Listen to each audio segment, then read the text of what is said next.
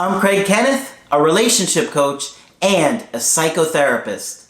Every relationship is different and every breakup is different. Work with me and you'll get professional help on your situation. And if you're in no contact, focused on personal growth, my workbook series, The Knowledge, will help you make changes like you've never made before. Available now at AskCraig.net.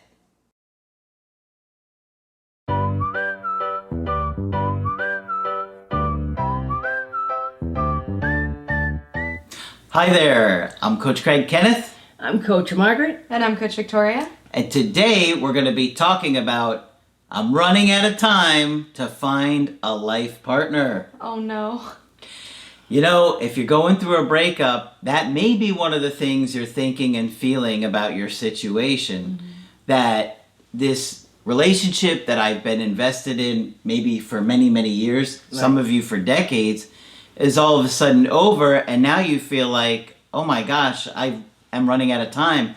Will I ever find somebody? Mm-hmm. And it could be really overwhelming and kind of put you in a state of shock. Right, and it's like all your hopes were pinned on this relationship, and without that you're left, what do I do now? And for some people, particularly women, that they're getting to an age where they have to decide whether or not they're going to have children because of, you know, the biological issues that come up. When a woman gets to close to 40, obviously that could mean a child with health issues, and you're putting yourself at risk yourself for a health issue, so that gets really scary. And so those things can really impact you. Let's not forget families who can spend every holiday saying, when are you going to bring somebody home? When are you getting married? Yep, that's another big one. Absolutely. So we're going to talk about this today and cover some of the things that we see in a situation like this. So first I just want to start out by normalizing this fear. There's a lot of people now who are deciding to marry later in their life. A lot of people are putting their careers first. Trying to be financially stable before they get into a relationship. So a lot of the things that may have left you feeling alone later in life may have been to focus on yourself in your young 20s and in your youth. So that is something that's common, and there's a lot of people out there that share that sentiment. Another thing too is the rates of divorce. A lot of people see that and it turns them off from marriage entirely. I mean, what's the divorce rate? 60% or close to it? I mean, that's terribly high considering these people are the ones that said, I want to do this forever. I want to spend the rest of my life with you. And less than half of them are making through that. I mean, it's exactly kind of scary, you know? It is scary. Yeah. You know, another big thing that I think happens to people in this situation is they start to have this fear or belief that the number of single people is going to dwindle at my age, and there's less people available for me to date. And when you have that fear, it causes you to maybe stay in unhealthy relationships. That's a very unfortunate consequence. In fact, we had a call relatively recently about somebody who was very much in that situation. And, you know, you don't want to make, you know, you could be a lot of years with a person who was the wrong choice for you. So you have to be very careful. Yeah, absolutely. You don't want to start a family with somebody simply because you're feeling the pressure of the biological clock. Right. You know, you want to find somebody that you think will be a good partner for you. And at this point, there are a lot of options. You don't necessarily need a partner if you want to have your own children. Yeah. Right. You can, you know, freeze your eggs. You can get a donor. There are so many scientific breakthroughs at this point that you don't necessarily need the pressure of finding a particular person to have a child with. Right, and I think that women had been taught forever that you had to be married in order to have a child. And there's no reason a woman can't raise a child alone, or a man can't raise a child alone. Absolutely. So you want to think about that, and you also want to think of the reason that you're wanting to start a family. Yeah. Is it because you're feeling the pressure of the parents at every Christmas? Yeah, every Christmas. I want grandchildren. Is it something that you really want? You have to make that decision because having children means a lot of sacrifice. Yeah. It means you have to put the needs of somebody else before yours, a lot of the time because they can't feed themselves, they can't take care of themselves, they can't keep themselves safe. No. And that is exhausting. Yeah. And as a parent, I can tell you, it's absolutely... And you speak the truth. You know what you're talking about. Yeah, it's exhausting trying to make sure that they're safe all the time and that, you know, you're helping teach them and regulate their emotions all the time because they can't do that themselves. Parenting is a lot of work and it's a lifetime responsibility, and you want to make sure you're doing it because it's what you're really wanting to do. Yeah, and I think a lot of people will hear what you're saying and still say, I still want children, I still want a family. Yeah, and I think a lot of people find it as a value or it brings purpose and meaning to their life to have a family. Yeah. It might be something that they've always dreamed of as a little kid.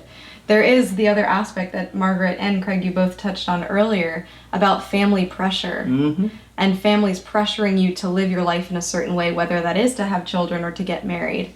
Another thing is that in certain cultures, there's a cultural component to it, and you're seen as there's something wrong with you or you're less than if you don't get married or if you don't have a family by a certain age. We hear that all the time, don't Yeah. we? Yeah. Particularly from women. Yeah. I'm half Italian, and in my culture, there's a lot of superstitions that have to do with never getting married. So I remember growing up, my mom would say, if you leave your shoes on the bed, you're never going to get married. If you sit on the corner of a table, you're never going to get married. So even culturally, there's a lot of messages that are sent down from generations to say you have to live your life a certain way. Reality is, if you're an adult, you can choose what that is and what is important to you. Yeah. And one of the other things that may be happening with you is that you're seeing friends and family get married. Absolutely. You might have siblings that are getting married and having kids, or all of your friends are now married and they have children, and so you're starting to feel like, what am I doing here? Why am I the only one not married? Why am I the only one not having kids?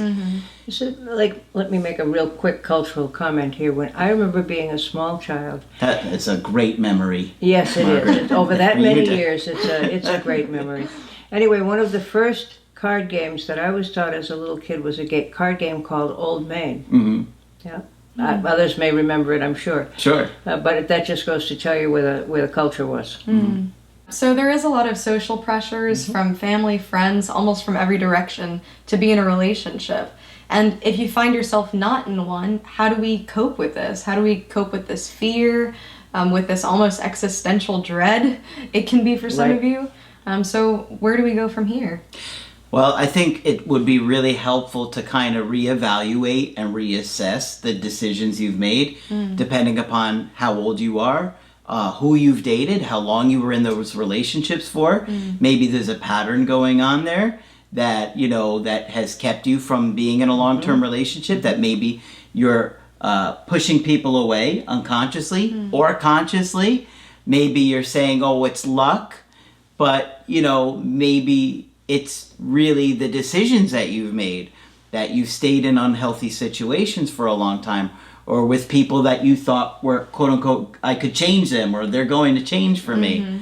So you got to take a look at the decisions you've made, reflect on your life since you've become an early adult, and see if, you know, these choices that you've made have caused you to choose people repeatedly that are unavailable or avoidant, or, you know, maybe they're capable of cheating and lying or leading you on. Who knows what's going on there? But it's good to look at your past and reflect so you can figure out where to go from here. Exactly, and you could find yourself constantly attracted to the wrong types of people.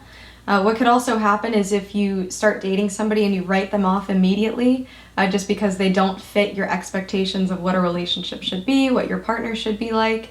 And many of you have this idea of the one, which I don't know if it exists or not, but a lot of times those ideas can be very lofty and almost unhuman. Absolutely. So I think just being more realistic about your expectations in relationships could also help. And even writing them down, that could be an activity that you do. Write down all of the values that you might have gotten from your childhood, from your friends, from society, of your expectations of what a relationship should be, and just reevaluate those. And always remember, it's your decision and no one else's.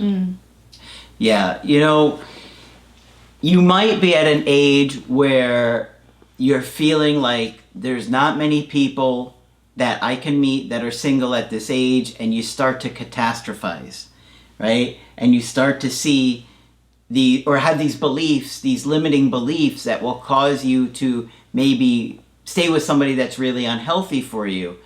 You got to remember that there are always more single people coming, Always, right? that's right. Exactly. And people say, well, there just aren't any. Yes, There are always going to be breakups, Yeah. so that means there are always going to be more people to be available. Maybe you'll move to a different area to find new people. Maybe new people will move to your area. But you know, you don't want to have this limiting belief, because it's really going to keep you in this fearful state where you're just not going to act naturally with the new people that you meet because of the fear behind it. And I've heard people say, I don't want to marry anyone who's divorced. Well, you might not want to go there quite yet. Yeah. Yeah. You might want to meet them first. So you want to give people a chance first. You don't want to write them off because they might be divorced or they're too short or too tall. Of course, you can have preferences, but you want to look over that and evaluate that critically. So another thing is be to, open-minded. Yeah, is the key. Yeah.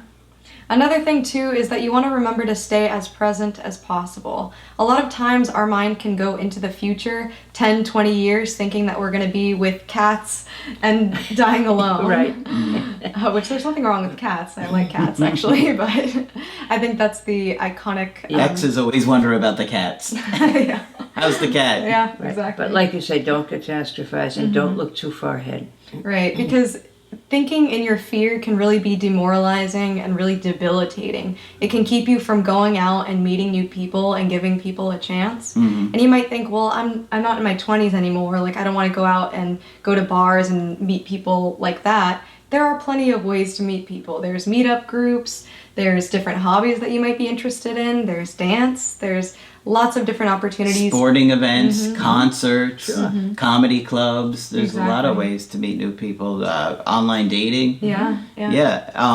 And one thing that you might want to consider is not narrow so much on the online dating. In other words, sometimes people will set these preferences when they set up their profile that would limit them from seeing certain people that might be a good match. Right? And so be a little bit more open-minded to somebody that maybe you would have not considered when you were younger. Because, you know, if you're looking for a good partner or somebody that's going to bring, you know, things into your life, bring value to your life, bring joy to your life, and be a supportive person, you know, it might be outside of what you think you're attracted to, but that could be somebody that ultimately makes your life great. Yeah. And also another thing that people say quite often is that they fell in love when they least expected it. Right. So it's about shifting your focus from wanting a commitment right now, today, for the rest of your life, to just getting to know who people are and shifting that to more an attitude of curiosity about other people. Another thing that I wanted to mention too is that I heard recently somebody saying, I have so much love to give, but nobody to give it to. And I thought to myself, I'm sure there's plenty of people that would love your love. Sure. Who would love to have it. Yeah, I'm sure either you have family in your life that you could show love to. You could even start I volunteering. was just going to say volunteering. Yeah. That's huge. Yeah. So don't feel like love has to fit in this box of romance and commitment always. Right. Try to extend your reach of what love can be and how you can show love to others in other ways. Absolutely. I think volunteering is a really good way to do that. There's a lot of good organizations you could look in your area. When I was younger, I used to volunteer at Give Kids the World, and I loved volunteering there. It was great experiences, and obviously it was challenging in ways because you knew there were kids that were terminally ill.